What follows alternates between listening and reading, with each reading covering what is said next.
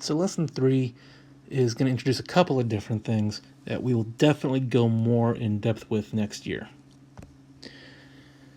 We're going to talk about the x and the y intercepts. So the x-intercept is the place on the x-axis where a line crosses it, and the y-intercept is the place on the y-axis where a line crosses it. Okay. Calculating these can be very, very, very easy, or can be very, very, very painful. You can see here I describe it. To find the x-intercept of a line, put 0 in for y and solve the remaining equation for x. To find the y-intercept, put 0 in for x and solve the remaining guy for y. So, we are going to find the x and the y-intercept for this particular line. To find the x-intercept, we put 0 in for y, like so. 3 times 0, of course, is 0, and adding 0 doesn't do anything. So I hope you all agree with me that we can pretty much ignore that. And that means that x is 3.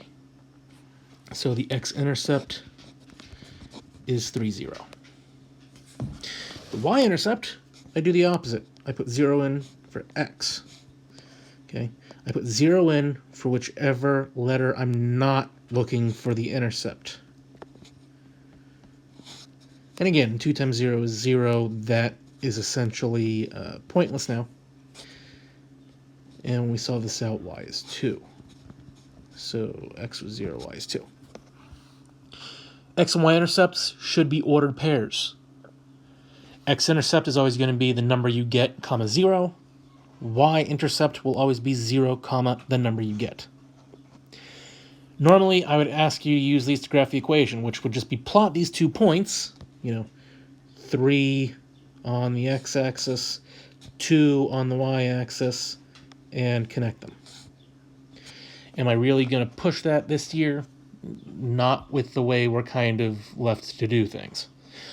I do want you to be able to get x and y intercepts, though.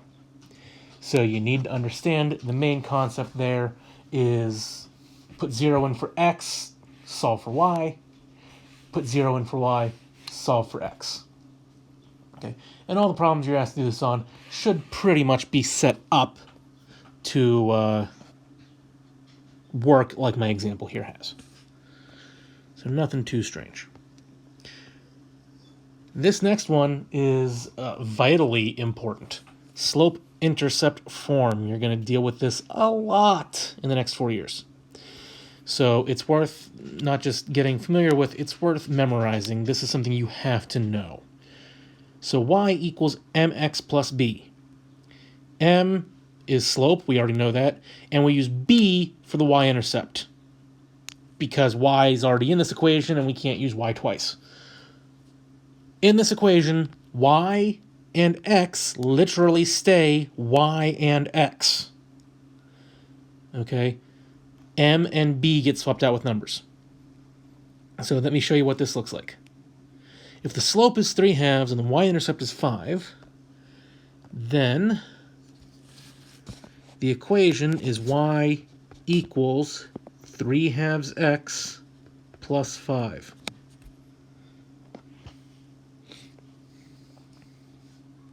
That's it. If they tell me slope is -2 and the y-intercept is -1, then y equals -2x minus 1.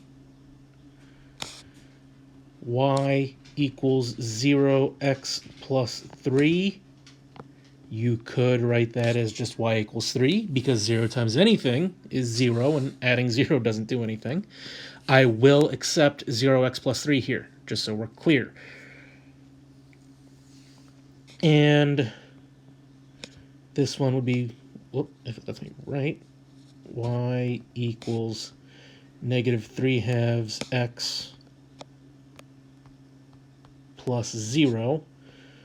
Of course, that could just be y equals -3/5 x. Okay.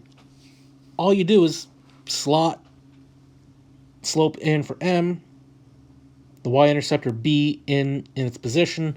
That's it.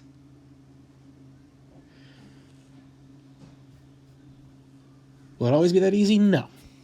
Write each in slope-intercept form. Then give the slope and the y-intercept. So y equals x. Is this in y equals mx plus b form? Yeah, it actually is. Might not quite look like it, but I bet if I do that, it does.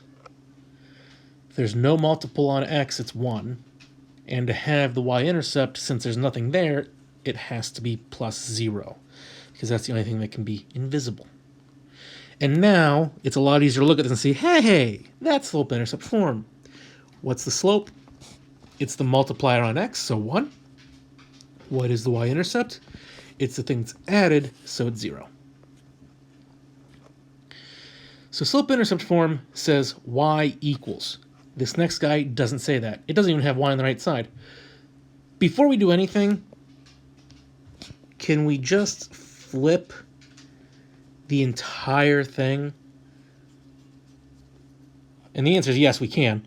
The reason I wanted to do this is so that y is on the left side. This does not say y equals. Y has a 3 attached to it. So how are we going to get rid of it? We're going to divide both sides by 3 so that y is equal to 7/3 x.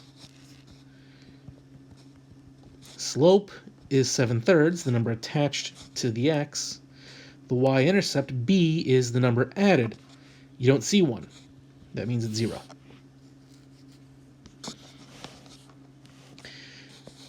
This equation, 2x plus 5y equals 8, I need y by itself. You got to do two things to make that happen. We have to subtract 2x from each side. Now, before this, I would have said go ahead and write 8 minus 2x. I don't want you to do that now. Y equals mx plus b. We need to have the x term in front. So this needs to be negative 2x plus 8. Okay. The 8's positive, the 2x is being subtracted, so it's negative. Negative 2x plus 8. To finish getting y by itself, I'm going to divide everything by 5. So that y equals negative 2/5 x plus 8/5. Yes, improper fractions are fine. The slope is negative 2/5. The y-intercept is 8/5.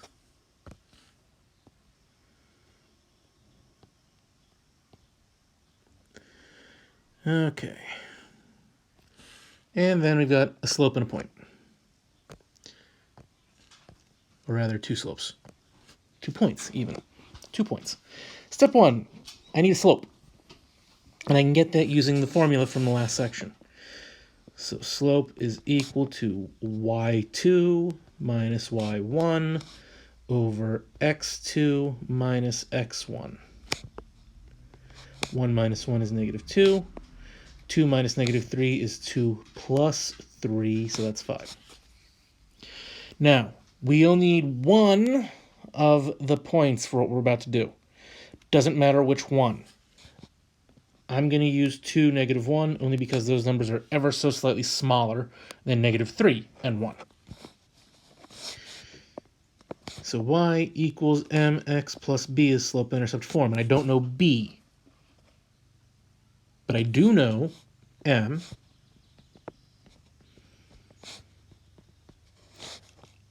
I do know an x and a y that I can plug in. They're the x and the y from the ordered pair. Now we just need to do some arithmetic. So we'll get negative 1 equals negative 4/5 plus b. 2 times negative 2/5 is negative 4/5.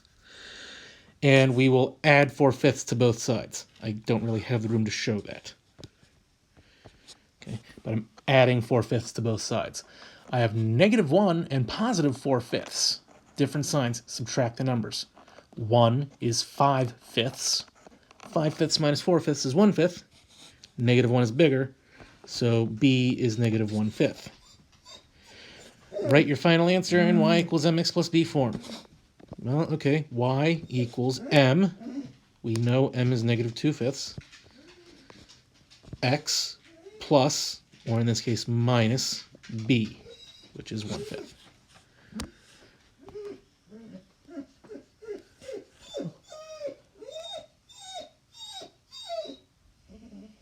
And on that note of my dog whining, I'm going to go let her out. These notes are done.